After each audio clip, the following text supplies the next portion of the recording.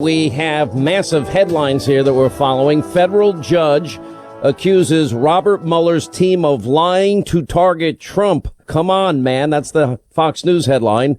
Then we've got judge in Manafort case says Mueller's aim is to hurt Donald Trump. Just a little background. We'll get Newt Gingrich's reaction to all of this.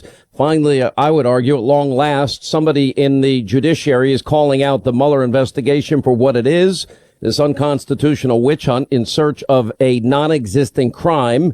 Now, the federal judge presiding over the Manafort case accused Mueller's prosecutors today of, quote, lying. That's the word Judge T.S. Ellis used today. And the judge also said the only reason that Mueller was pursuing charges against Manafort was to get him to flip on President Trump so that Mueller could make a case of impeachment. Wow. Joining us now, former Speaker of the House, Newt Gingrich, Fox News contributor as well. How are you, sir? Well, I'm doing well, and I must say this is the most remarkable break we've had so far in the entire saga of Mueller's witch hunt.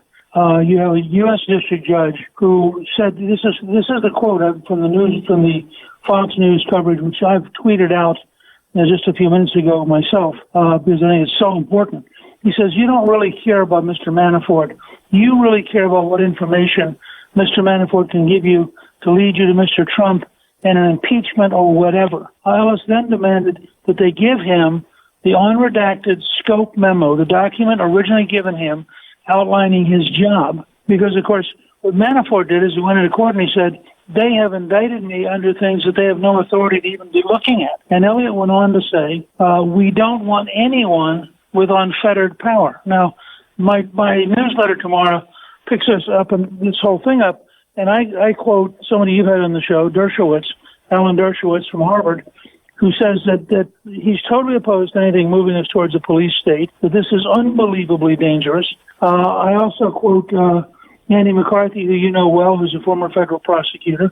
He says that Trump should not, under any circumstance, allow himself to sit down and be interviewed by Mueller. And I point out, Mueller cannot get Trump to speak if Rosenstein does his job, because the truth is that Mueller will have to have Rosenstein's approval to try to subpoena Trump. Well, I think all of that is true, and then we have the conflicts. We know, of course, that it was Rod Rosenstein that wrote a letter, a stinging rebuke, and you talked about it last time. I don't know the exact words, but to paraphrase, that basically the FBI would never recover to its great status with James Comey at the helm. And on top of that, we now have discovered that Rod Rosenstein, he was one of the people that signed off on the FISA warrant application renewal, which was the bulk of information was the unverified, uncorroborated, Clinton bought and paid for dossier with Russian lies.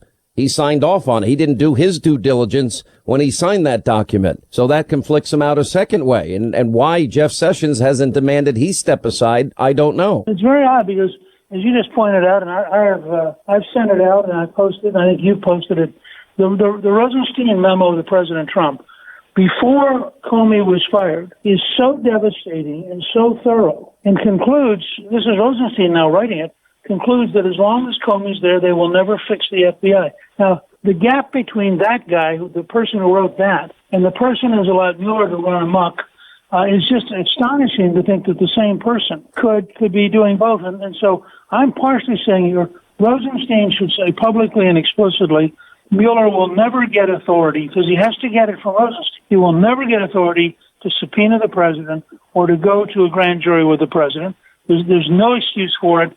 And in my newsletter tomorrow, I take McCarthy and Dershowitz and others and lay out the case that the president should simply follow Nancy Reagan's advice and just say no. If you go further into this federal judge, his name is T.S. Ellis III out of Alexandria, Virginia. This is beyond skeptical here. I mean, for a judge to say that the special counsel is lying, and that's the word he used, and the judge saying the only reason Mueller's pursuing charges against Manafort is to get him to flip. He actually quoted, he said, I don't see what relation this indictment has with what the special counsel is authorized to investigate. You don't really care about Mr. Manafort's bank fraud. What you really care about is what information Mr. Manafort could give you that would reflect on Mr. Trump or lead to his prosecution or his impeachment. I don't think I can recall in my lifetime such a stinging rebuke. And prosecutors are saying on Friday that their investigative powers were outlined in Rosenstein's letter to Mueller in May. And they added that he also had the additional authority that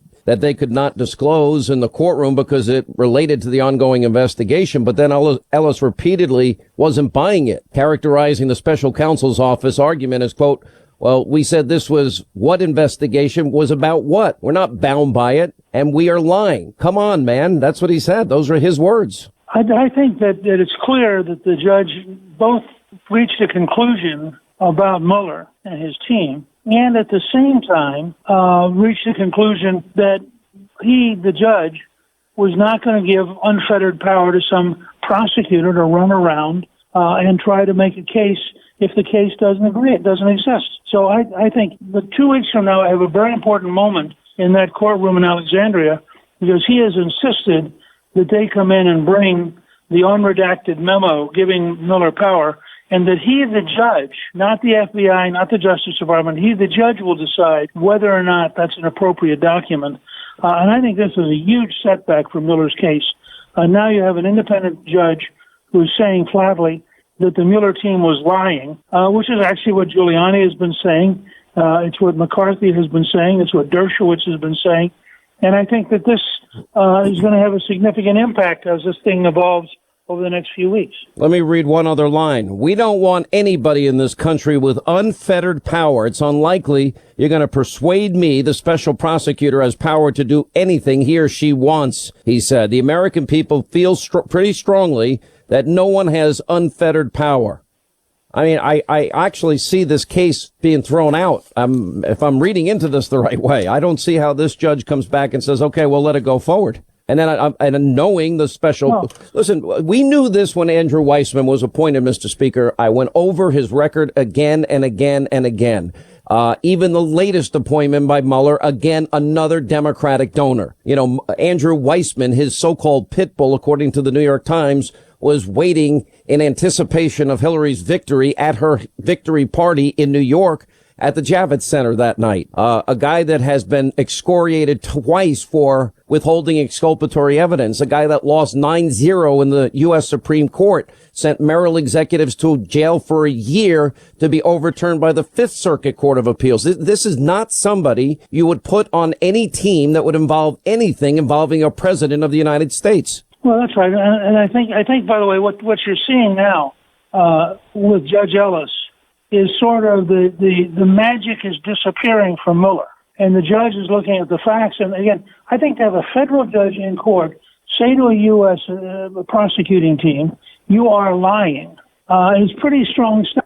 You say Weissman has a record of this.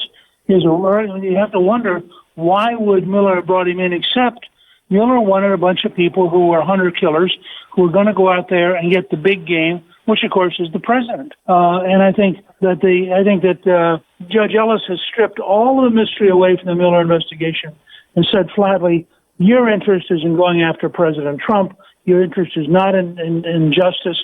It's not in criminal law. And I think that this is a pretty devastating indictment of Mueller. I've never seen anything like it. All right. Now, a lot of questions have come up as it relates to whether the president should ever sit down with Mueller. I have a very strong feeling, along with other smart attorneys, that it's a perjury trap. Rudy Giuliani said as much the other night. Your thoughts? Well, my whole newsletter that will come out later on today cited Nancy Reagan's theme on drugs and just say no. And my whole point to the president is, if you look at the New York Times proposed questions, they are absurd. They asked the president to go back 17 months. And remember, this is a criminal case. This is not some oral history for the library. You have guys in there who want to destroy him, who want him to tell them what he said or what he thought in a particular meeting 17 months ago, at a time when the President of the United States is dealing with Russia, Syria, Israel, Saudi Arabia, North Korea, Iran.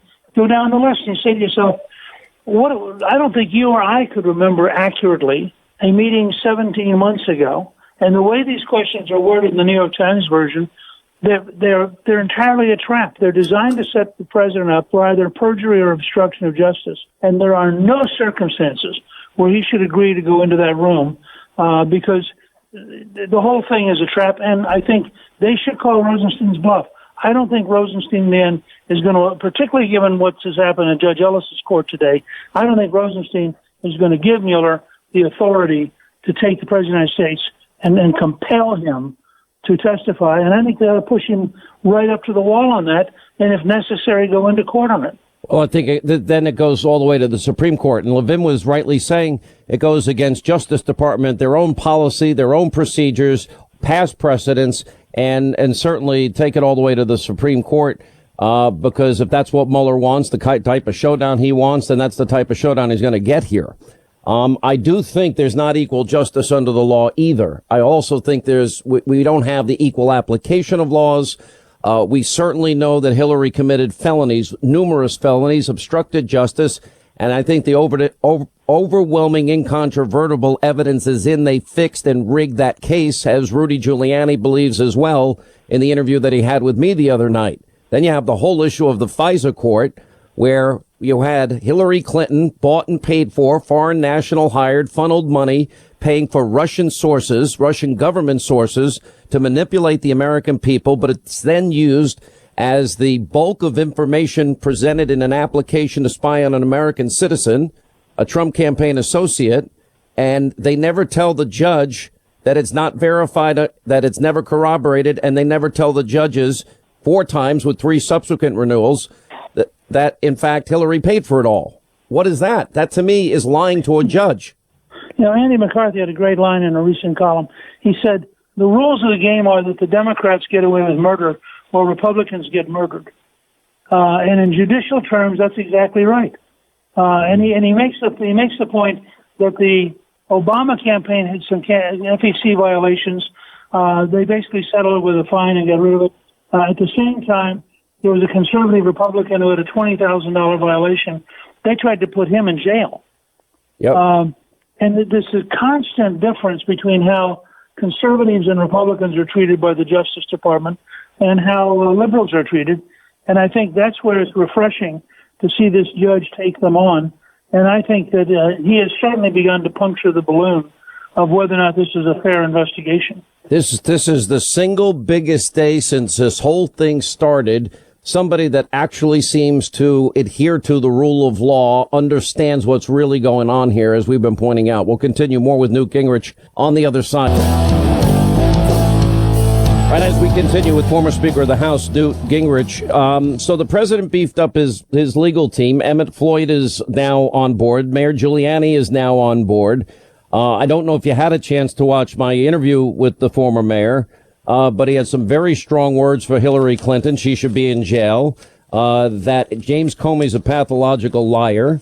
That this is a witch hunt and never should have begun. And he was pleading with Jeff Sessions and Rod Rosenstein to do the right thing and put an end to this madness. What is Jeff Sessions doing? Well, I think this is where the question of whether or not Mueller can actually move towards a subpoena begins to be very real.